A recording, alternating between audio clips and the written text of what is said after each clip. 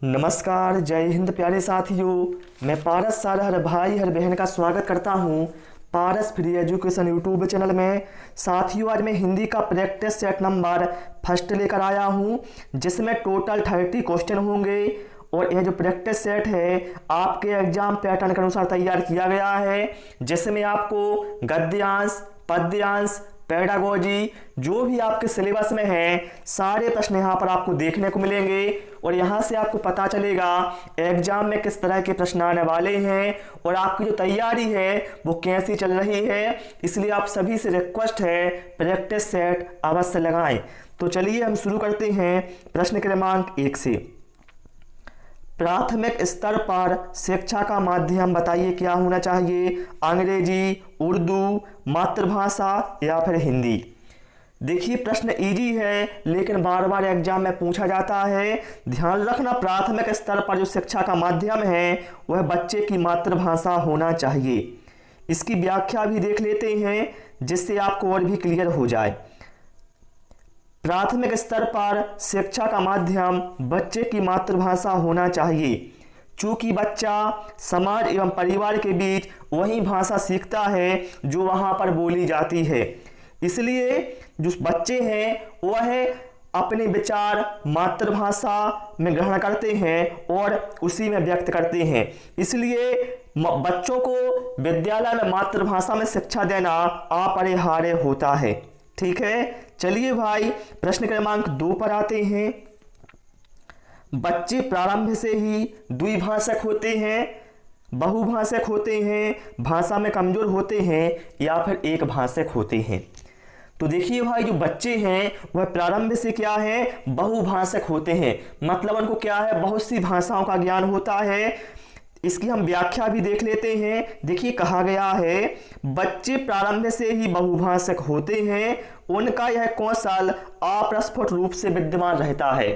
ठीक है, लेकिन जैसे ही उन्हें अनुकूल वातावरण मिलता है तो वह जो कौशल है उसका विकास हो जाता है। ठीक है, हम ये नहीं बोल सकते बच्चे को एक भाषा का ज्ञान होता है प्रारंभ से ही या 2 भाषाओं का होता है। वो कैसे होते हैं, बहुभाषक होते हैं। ठीक है, चलिए भाई प्रश्न क्रमांक 3 पर आते हैं। और सभी से रिक्वेस्ट है वीडियो पसंद आए तो वीडियो को लाइक और शेयर करें और चैनल को जरूर सब्सक्राइब करें। कहा गया है प्राथमिक स्तर की पाठ्य पुस्तकों का निर्माण करते समय आप किस बिंदु पर विशेष ध्यान देंगे?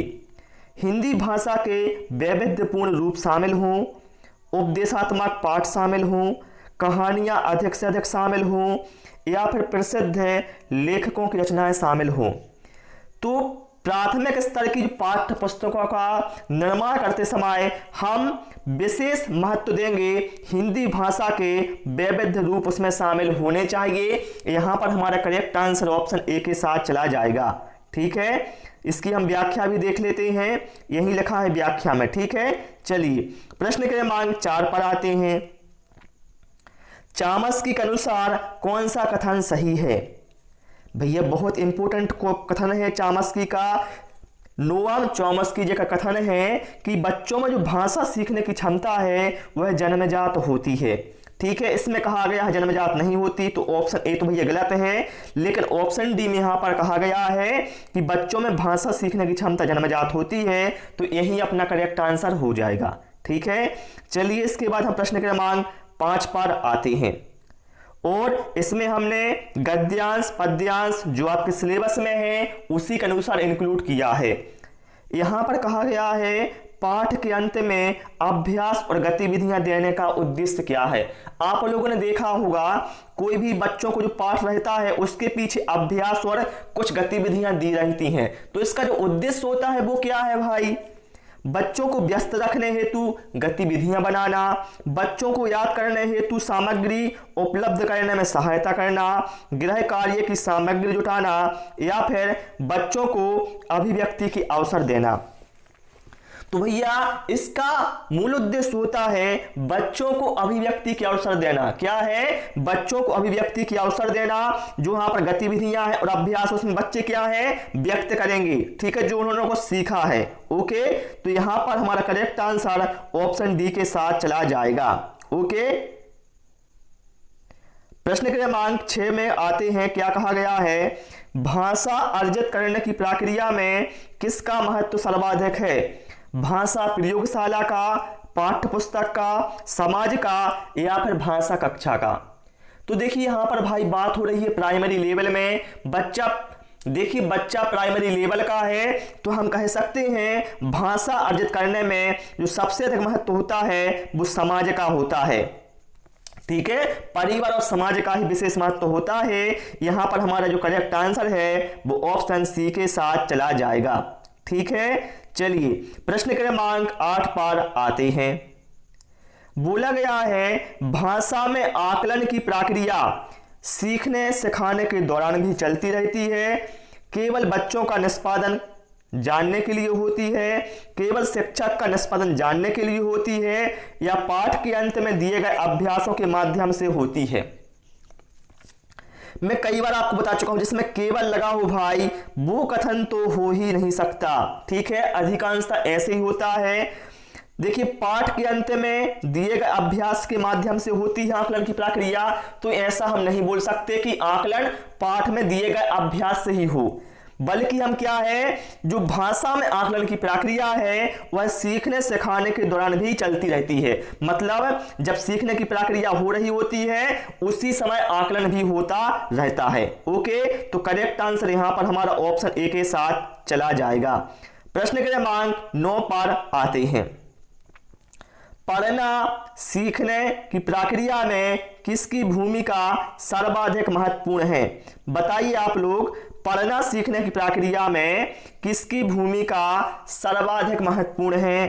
बाल साहित्य के सार्थक प्रयोग की, पाठ्य पुस्तक की, भाषा परीक्षाओं की, या फिर भाषा प्रयोगशाला की? तो ध्यान रखना, पढ़ना सीखने की प्रक्रिया में सबसे अधिक भूमिका होती है बाल साहित्य के सार्थक प्रयोग की, क्योंकि बाल साहित्य से क्या है बच्चे में इंटरेस्ट पैदा होता है पढ़ने में। ठीक है, चलिए प्रश्न क्रमांक 10 पर आते हैं और आप सभी लोग सारे प्रश्नों के आंसर या तो कॉपी में नोट करेंगे या फिर हमें कमेंट करके बताते जाएंगे और आप देखेंगे आपने कितना स्कोर किया है। प्राथमिक स्तर पर भाषा शिक्षण का उद्देश्य यह है कि, बताइए आप लोग, प्राथमिक स्तर पर भाषा शिक्षण का उद्देश्य क्या होता है? बच्चे भाषा परीक्षा में सदैव अंक लाएं, बच्चे विभिन्न स्थितियों में भाषा का प्रयोग कर सकें, बच्चे भाषा के व्याकरण को जान सकें, या बच्चे मानक भाषा का प्रयोग करना जल्दी सीख जाएं।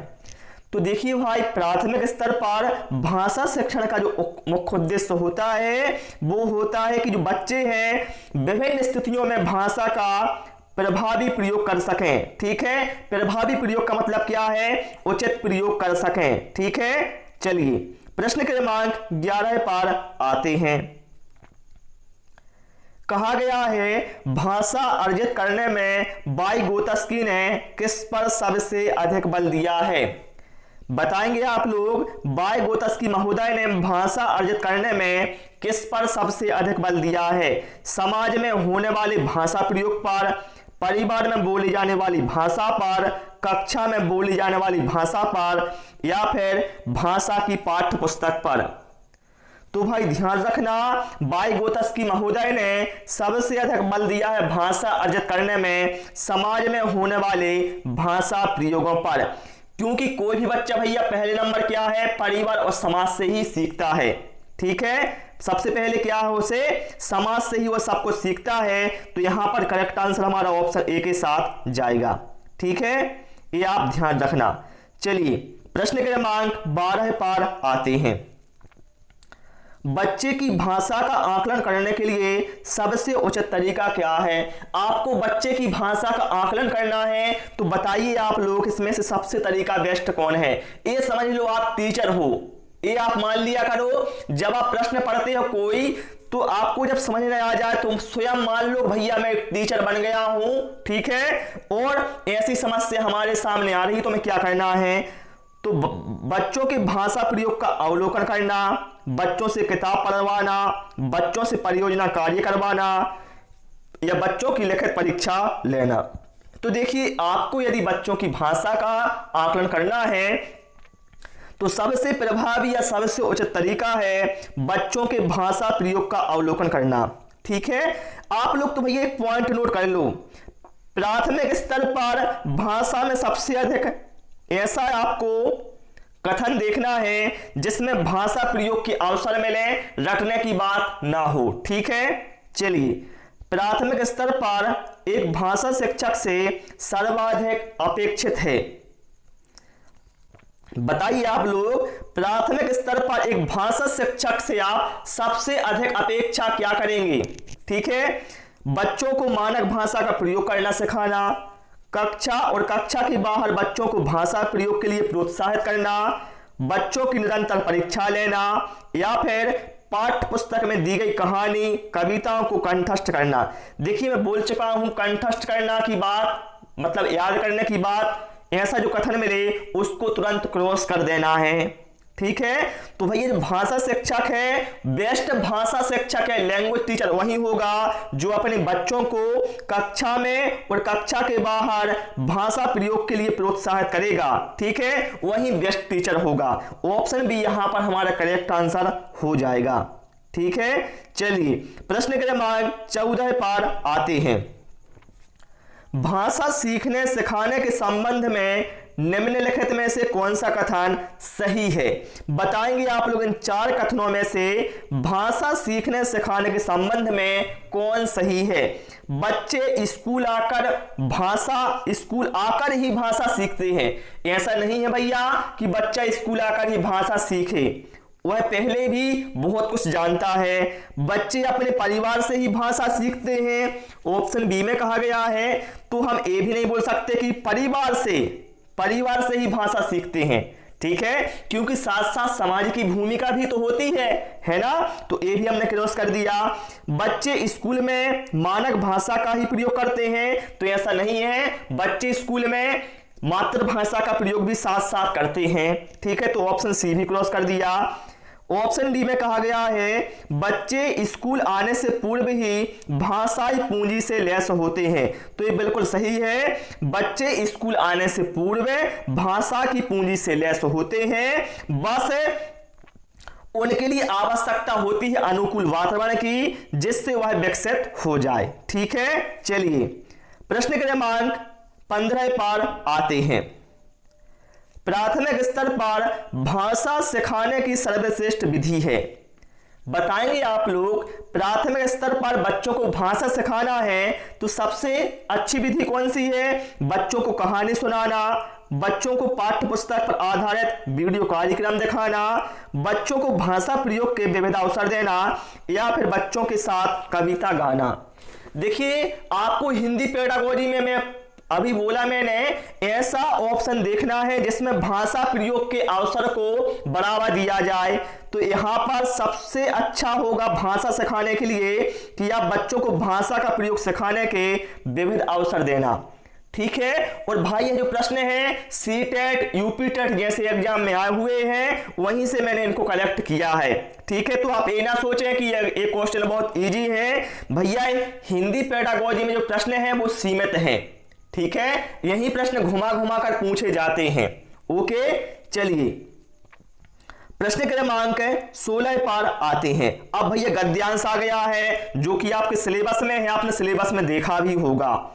गद्यांश को पढ़कर निम्नलिखित प्रश्नों के उत्तर दीजिए। देखिए, इस गद्यांश को पढ़ना है, फिर आपको प्रश्न क्रमांक 16 से प्रश्न क्रमांक 24 तक उचित उत्तर देना है। देखिए, गद्यांश बहुत छोटा सा है, बस देखिए इतना सा ही गद्यांश है, ज्यादा बड़ा गद्यांश नहीं है। तो आप चाहें तो वीडियो को पुश कर भी गद्यांश पढ़ सकते हैं। मैं पढ़ ही देता हूं भाई, छोटा सा है, 1 मिनट लगेगा बस। गुलजार जी, क्या लिखते समय पाठ आपके चिंतन में होते हैं? तो गुलजार जी बोल रहे हैं, देखिए जब मैं लिखता हूं मेरे जेहन में जो होता है वही मैं पहले तय करता हूं। बात मुझे अपनी कहनी होती है, पाठक को सामने रखकर लिखने का कोई मतलब नहीं है। ठीक है, मतलब ये क्या कहते हैं कि मैं जो लिखता हूं जो मेरे दिमाग में होता है, मतलब जेहन का मतलब होता है दिमाग, जो मेरे दिमाग में होता है वही मैं लिखता हूं, और जो मुझे बात अपनी कहनी होती है पाठकों से वही मैं बात लिखता हूं। दूसरी महत्वपूर्ण बात मैं महसूस करता हूं वह है कम्युनिकेशन, अपनी बात को पाठक तक पहुंचाना। आर्ट ऑफ कम्युनिकेशन, कम्युनिकेशन का मतलब क्या होता है? संप्रेषण या संचार, ठीक है। हाँ, मैं अपने लेखन को इस कसौटी पर रखता हूं, मीडिया से जुड़े होने के कारण कहने के तरीके को लेकर मैं सोचता अवश्य हूं। विषय मेरे होते हैं, मेरी बात सही है या नहीं, आप अपनी गिरोथ के साथ एक अहाता बनाते चलते हैं। हर फाइन आर्ट लोगों तक पहुंचनी ही चाहिए। संगीत हो, कला हो या लेखन हो, वो अपने लक्ष्य तक पहुंचने चाहिए। कहने का ऐसा तरीका तो होना ही चाहिए, ठीक है। अब भैया हम चलते हैं सीधा प्रश्न के ऊपर। देखिए, जब गुलजार जी लिखते हैं तो विषय किसके होते हैं? फिल्म बनाने वालों के, मीडिया के, पाठकों के या स्वयं उनके? तो उन्होंने क्या कहा है? जो उनके जेहन में होता है, मतलब जो उनके दिमाग में होता है वही वो लिखते हैं। तो हम कह सकते हैं वह विचार किसके होते हैं? स्वयं उनके होते हैं, ठीक है। चलिए प्रश्न क्रमांक 17 पर आते हैं।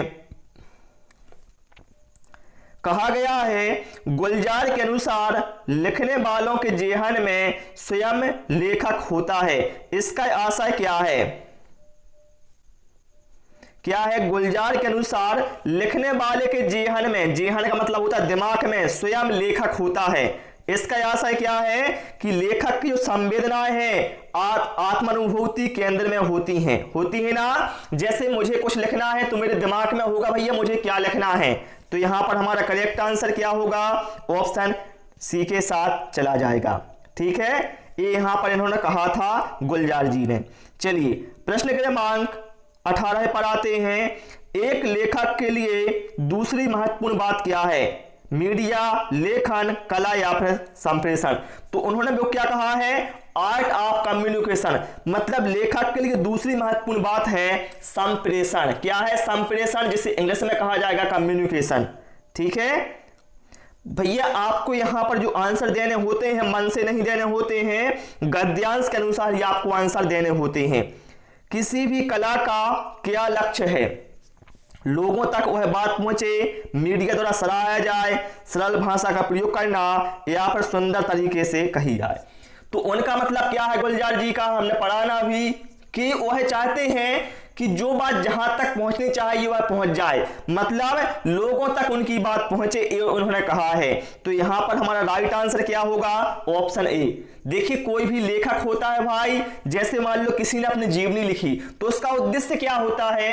ये जो हमारी जीवनी है या हमारी जो बात है, इसके माध्यम से मैं अपनी बातें दूसरों तक पहुंचा सकूं, ठीक है। चलिए प्रश्न क्रमांक 20। गुलजार अपने लेखन को किस कसौटी पर कसते हैं?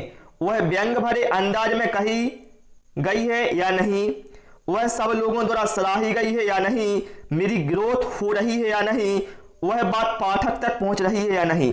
तो भैया गुलजार जी इस कसौटी पर कसते हैं कि उनकी जो बात है वह पाठक तक पहुंच रही है कि नहीं पहुंच रही है, ठीक है। छोटा सा गद्यांश था, बहुत आसान था, तो यहां पर हमारा करेक्ट आंसर क्या है? Option D.